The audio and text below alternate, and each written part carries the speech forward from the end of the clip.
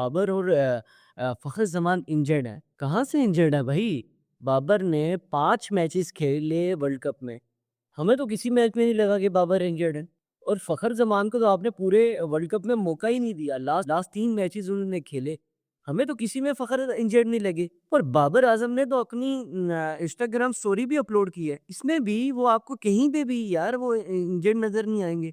उसके बाद हाँ, उन्होंने नेशनल टी20 कप खेलना था लेकिन वो नहीं खेले। उसकी तो एक ही वजह है ना, देखिए हमारे यहाँ हमारे जो प्लेयर्स हैं, जो इंटरनेशनल प्लेयर्स हैं, वो डोमेस्टिक क्रिकेट को कहाँ इज़्ज़त देते हैं। उन्हें लगता है कि वो सब कुछ सीख चुके हैं, अब उनको डोमेस्टिक क्रिकेट की ज़रूरत नहीं है। देखिए जब तक आप क्रिकेट को इज़्ज़त नहीं देंगे तो आपकी परफ़ॉर्मेंसेज़ ऐसी ही होंगी। कुछ साहबज़ादा फरहान से सीख लें यार।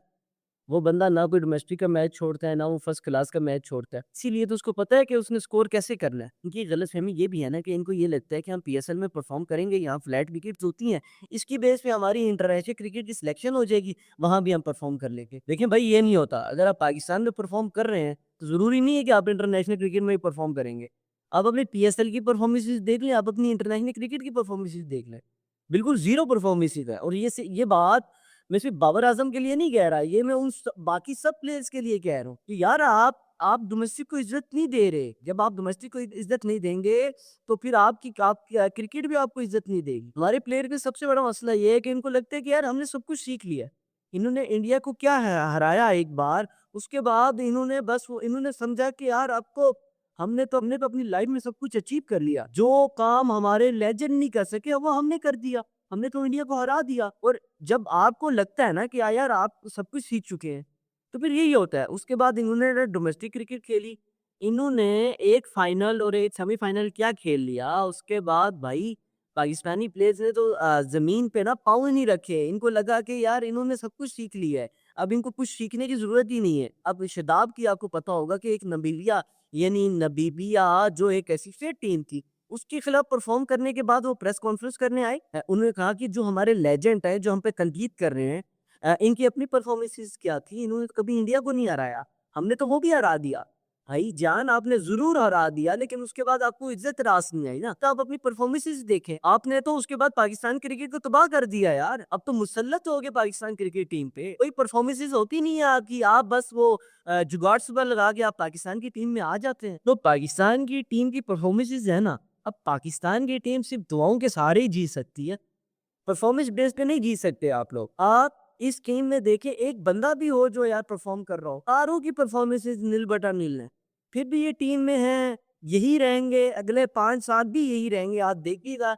इन्होंने कहीं नहीं जाना। अब ये एक मैच इंडिया से जीत के, एक सेमीफाइनल और एक फाइनल खेल के ये हमारे पे मुसल्लत हो गए हैं। इनको लगता है कि यार इन्होंने सब कुछ अचीव कर लिया, इन्होंने पाकिस्तान को बहुत कुछ चीज़ें दी है। और उसके बाद बात करें जी चीफ सेलेक्टर साहब की, जो हमारे खुद को खैर वो चीफ सेलेक्टर बार मानते नहीं है लेकिन उस दिन जब वो प्रेस कॉन्फ्रेंस करने आए तो जो ओपनिंग स्टार्ट की प्रेस कॉन्फ्रेंस की वो भी उन्होंने की। इसके अलावा असद शफीक बैठे थे, सरफराज बैठे थे, मिसबाह-उल-हक बैठे थे। असद शफीक तो बिल्कुल ही बोले ही नहीं, जैसे एक बादशाह सलामत बैठे हुए हैं, बाकी सब उनके वज़ीर हैं। सरफराज अहमद भी तब बोले जब उनको आकिब जावेद ने इजाज़त दी। और उनकी एक जो बात थी, उन्होंने कहा यार हम एक ही तो मैच हारे हैं इंग्लैंड से सुपर 8 में। उससे अलावा हम सिर्फ एक इंडिया से हारे हैं। इंडिया से इससे पहले हम कभी जीते नहीं। देखिए आतिफ जावेद साहब, और इसके अलावा उन्होंने कहा कि यार ओवरऑल तो हमारी वर्ल्ड कप की परफॉर्मेंसेस अच्छी थी, इतनी बुरी तो नहीं थी। हमने तो माइंड बनाया हुआ था, हमने तो प्लानिंग की हुई थी फाइनल की। अच्छा, उन्होंने बात की कि हमने प्लानिंग की हुई थी फाइनल की, ये बात नहीं की। ये उनकी बात में कहीं पे भी नहीं था कि हमने ये प्लानिंग की हुई थी कि हम फाइनल जीतेंगे भी। तरह ये आपकी अप्रोच है। और जहां तक आपने वर्ल्ड कप की परफॉर्मेंसेस की बात की, नीदरलैंड से तो आप मर मर के जीते हैं यार। वहां रहना चाहिए, अगर लास्ट में आके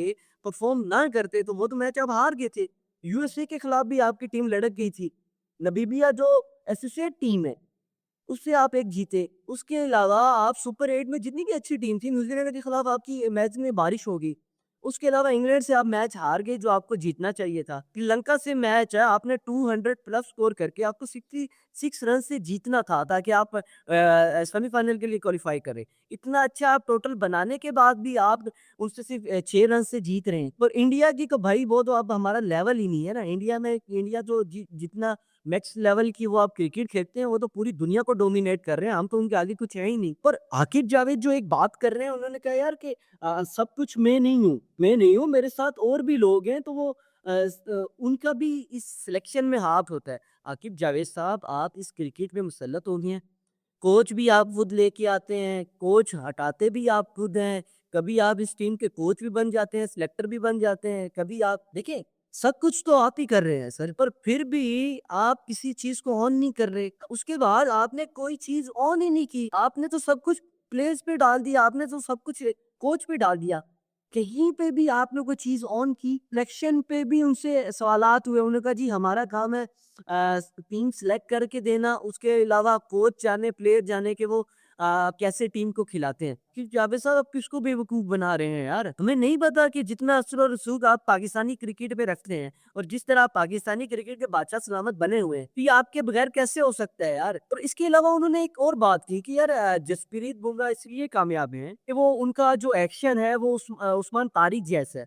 तो इसलिए उनको खेलना मुश्किल है। आकिब जावेद साहब हमारे लिए सिर्फ़ बुमराह को खेलना मुश्किल नहीं है, हमारे लिए हर हर बॉलर को खेलना मुश्किल है। आकिब जावेद साहब हमारे यहाँ तो हार्दिक पांड्या की परफ़ॉर्मेंसेज़ देखें, हमारे यहाँ तो सब हर बंदे की परफ़ॉर्मेंसेज़ बहुत अच्छी हैं। हमारे यहाँ तो यूएसए के बॉलर्स बहुत अच्छा परफ़ॉर्म कर लेते हैं, हमारे यहाँ तो नामीबिया के बॉलर बहुत अच्छा परफ़ॉर्म कर लेते हैं। अरे! आप अपनी सिलेक्शन पे ध्यान दें। आपने वो लाहौर कलंदर को क्या टूर्नामेंट जिता दिए, उसके बाद आप मुसल्लत हो गए पीसीबी पे। देखिए हमारी पीएसएल एक लीग है, लेकिन उसका मतलब नहीं ये नहीं है कि वो जो बंदा वहाँ परफ़ॉर्म करता है हम उसको सर पे बिठाएँ और उसको पाकिस्तान के इंटरनेशनल क्रिकेट में मुसल्लत कर दें। तो मोहसिन नकवी साहब ने इतनी 3 साल 3-4 साल से आप ही हैं ना सर। हाँ, क्या पाकिस्तान की परफ़ॉर्मेंस है? बेड़ा गर्क हो गया पाकिस्तानी क्रिकेट टीम का यार। पर उसके बाद मोहसिन नकवी साहब कहते हैं जी आप मैं आपकी फुल सपोर्ट में हूँ। जो आपने करना है आप करें, मैं आपके पीछे खड़ा हूँ। मोहसिन नकवी साहब आपको क्या इनकी परफ़ॉर्मेंसेज़ नज़र नहीं आ रही? आपको टीम की परफ़ॉर्मेंसेज़ नहीं नज़र आ रही? हम किस तरह गंदे से वर्ल्ड कप हारे हैं और ये पहली बार नहीं हारे। इससे पीछे आप देखें, चैंपियन ट्रॉफ़ी इतने अरसे बाद पाकिस्तान में क्रिकेट वापिस आई। हम पहले राउंड में बाहर हो गए। अब क्यों नहीं इनसे पूछते कि यार ये स्ट्रक्चर क्यों नहीं बेहतर हुआ? अब क्यों नहीं इनसे बात करते कि यार पाकिस्तानी क्रिकेट का स्ट्रक्चर बेहतर करें ये लोग। इतने पैसे आप ग्राउंड्स पे लगा रहे हैं। यार इतने ही पैसे आप 8-10 अरब रुपए अगर डोमेस्टिक क्रिकेट में लगा दें, यकीन मानें इन चेहरों की आपको ज़रूरत ही नहीं पड़ेगी।